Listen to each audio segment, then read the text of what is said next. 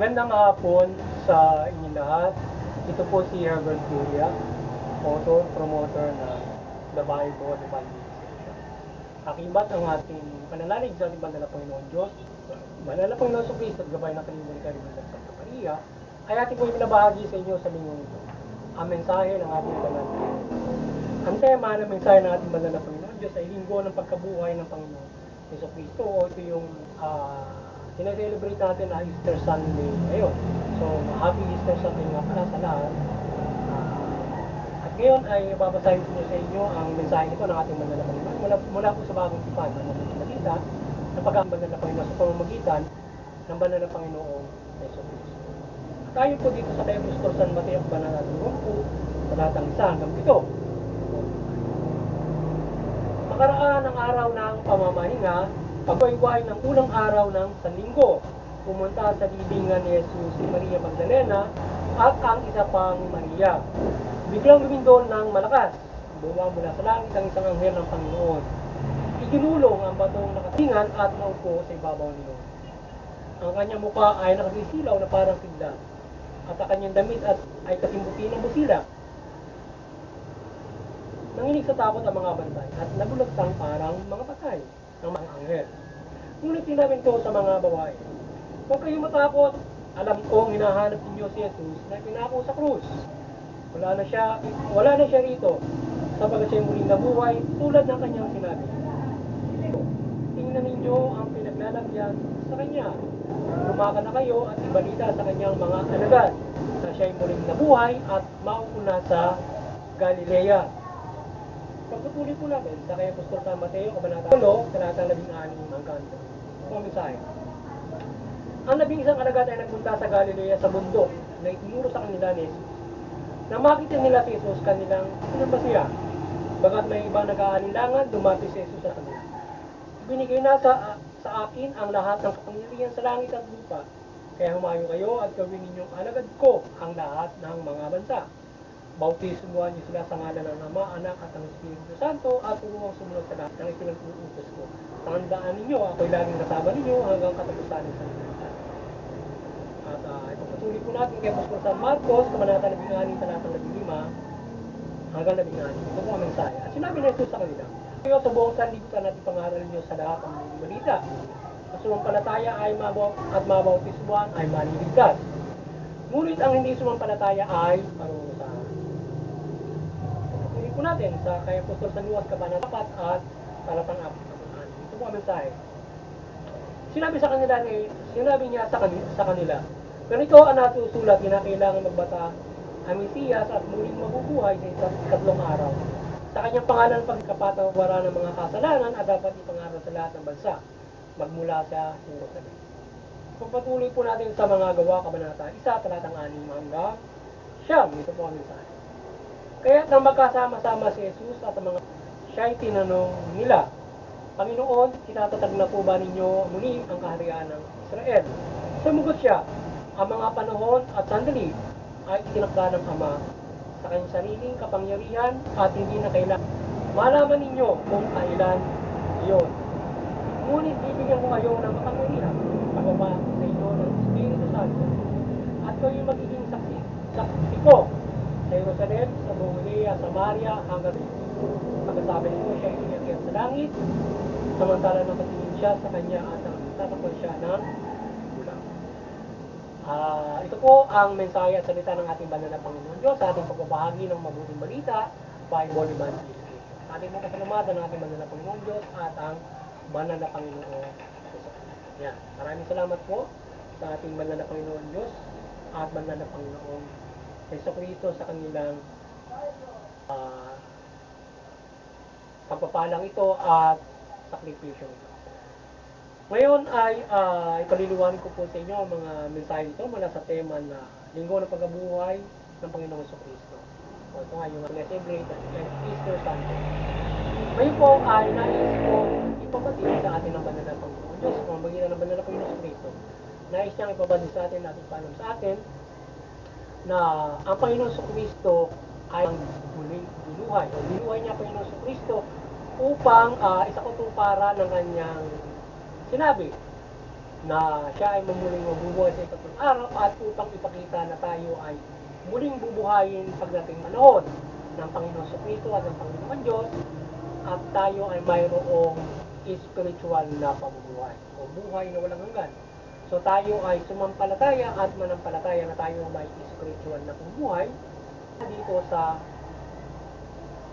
ginawang ito ng ating banal na Panginoon Diyos na muli tayong bubuhayin o tayo makakaroon ng buhay na walang hanggan kung tayo ay makakisa doon sa kaligtasan na lubos sa pagkakaluwa ng banal na Panginoon Diyos kung tayo ay mananampalataya at sa kututuparan ang aral ng ating banal na Panginoon Diyos na ibinahagi na ipinangaral ng ating Panginoon Kristo dito sa mabuting balita. Kaya isang buhay ng mabuting balita, mananampalataya tayo upang tayo maligtas. At kung tayo ay hindi mananampalataya at isa sa buhay mabuting balita, tayo ay parurusahan ng ating banal na Panginoon. Sapagkat nasa pangalan ng ating Panginoon Diyos, Panginoon sa kumisisi at kapatawaran ng ating banal na Panginoon Diyos. Sa mabuting balitang ito ay ipinagaloob at habag at pag-ibig sa ating ng banal na Panginoon para tayo mabigyan ng pagkakataon ng magbago. Makapabuhay na muli ay makaisa sa itinakda ng banal na Panginoon. Kaya yung mabuting balita ay ating sa buhay upang tayo ay mabigyan ng buhay hanggang sa buhay ng walang hanggan. Ngayon, sa pagkasabuting balita, sa pagbabagong buhay, kinakailangan ay baguhin natin mga pag-uugali. Kinakailangan sundin natin yung pagmumod ng ating Panginoon Kristo sa ating puso isipan, sa ating mga pag-uugali. Kinakailangan tayo ay mamuhay ng makatuwiran, mamuhay tayo na may katatagan, may pag-ibig, pagmamahal sa kapwa.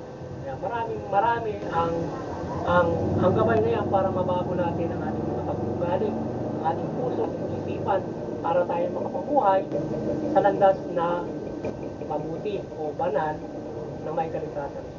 Hindi tayo makalalakad sa landas na pumuhay na nais na banal na Panginoon kung hindi natin mamumol yung ating sarili o ating mga pag-uugali o hindi natin maiwasan ang kagaya ng 10 minuto yung labagin yan. Malalabag natin yan at makagagawa tayo ng mga kasamaan kung hindi tayo mamumol ng ating mga pag-uugali. Maiwasan ang mga lahat ng mga kasamaan na yan.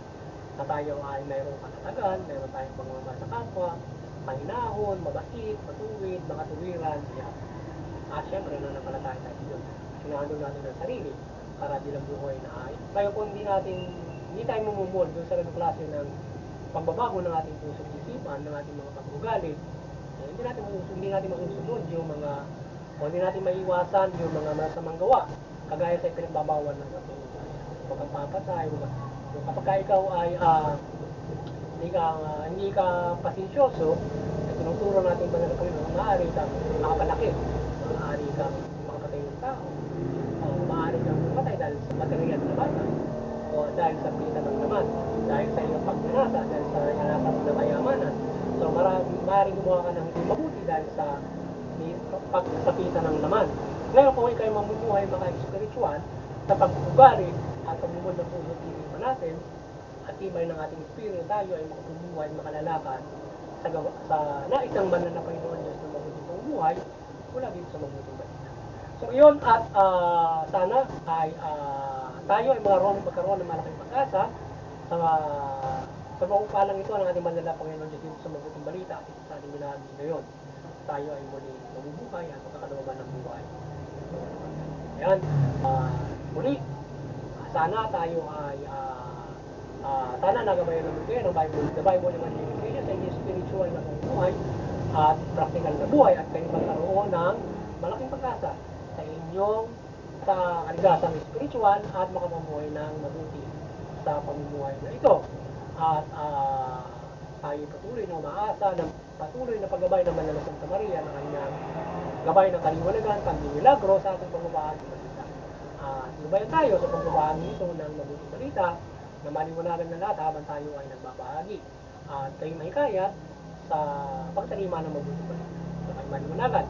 Gayunman, hindi man tayo magabayan ng kaliwanagan ng Banal na Santa Maria, ay dalangin natin na tayo gabayan sa iba't ibang pagpapala at milagro at kababalagan ng Panginoon Diyos at pagpapala at gabay mula sa mabuting balita at iba't iba pang mga para sa ating pang-araw-araw na pamumuhay. Sa lahat, sa buhay natin ang mabuting balita upang tayo ay magkaroon ng kaligtasan spiritual. Yan. Doon sa intercommunity, patuloy tayong magkaisa, unawain mga reliyon.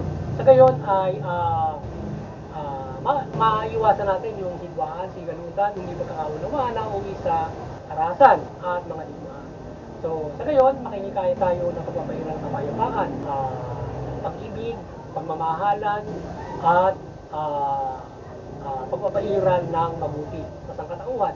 So, mahinikaya natin yung mga bansa, mga lahi, wika, lipi na magkaisa sa at iba't ibang mga paniniwala. At doon sa CBCP and Vatican Church, patuloy kayong mabuklod ng ating maliwanagan ng ating Banal na Santa Maria at mabuklod nyo ang sangkatauhan sa pananampalataya sa Panginoon Yeso Cristo at mabuting balita. At ating muting kainan. Patuloy tayong umaasa ng paggabay ng Banal na Santa Maria, Panginoon Diyos, Panginoon Yeso Cristo, gabayan tayo ng kanyang kaliwanagan mula sa paggabay ng kaliwanagan ng Banal na Santa Maria, mga paghihimala sa pagbahagi ng mabuting balita at mabuklod natin ang sangkatauhan, makatulong tayo sa ating muling kainan na mabuklod ng sangkatauhan sa pagbahagi nito ng mabuting balita at para sa pananampalataya sa Panginoon Diyos mula Panginoon Yeso Cristo. Yan, at sa mga kapamala, maliwanagan kayo ng Banal na Santa Maria, mamahala kayong mabuti, matuwid, patas ng hustisya, tugunin yung karapatan ako, mamahala kayo ng ayon sa kalooban at gabay ng mabuting balita. Magabay ng Santa Maria. Magabay kayo ng mabuting balita sa inyong pong mahala. Yan, at maging kayo matuwid, mamahala kayo ng matuwid, mabuti, at makatarungan, at papayiran ng karapatan ng tao. At sa amin lokal na pamal, gayon din, magabayan kayo ng kaliwanagan ng Banal na Santa Maria at balita, at mamahala kayo ng mabuti, matuwid, makatarungan, at nagpapayiran ng karapatan ng tao. So, at sa gayon din, parokya, kayo maliwanagan ng Banal na Santa Maria, pagbukulorin yung isang katauhan, yung mamaya ng Ipantaketon sa pananampalataya sa ating Panginoon Diyos sa pamamagitan ng Panginoon sa Kristo at yan, magandang hapon sa inyong lahat. At tayo patuloy na umaasa na tayo ay laging gabayan ng Panginoon Diyos, Panginoon sa Kristo sa ating pagbabago ito, Bikman ng Meron, iba't ibang mga gabay, mga himala, maging ang kasampu ng kanyang mga anghel ng tayo ay magabayan. At ng kanilang mga pangnimala upang ibahagi ang mabuting balita. Makagabay tayo sa katawan at mga kapamalan. Yan, at ang balangin ng lahat, ang kapayapaan at ang proteksyon na ismahan. Magandang hapon sa inyo lahat ang God bless.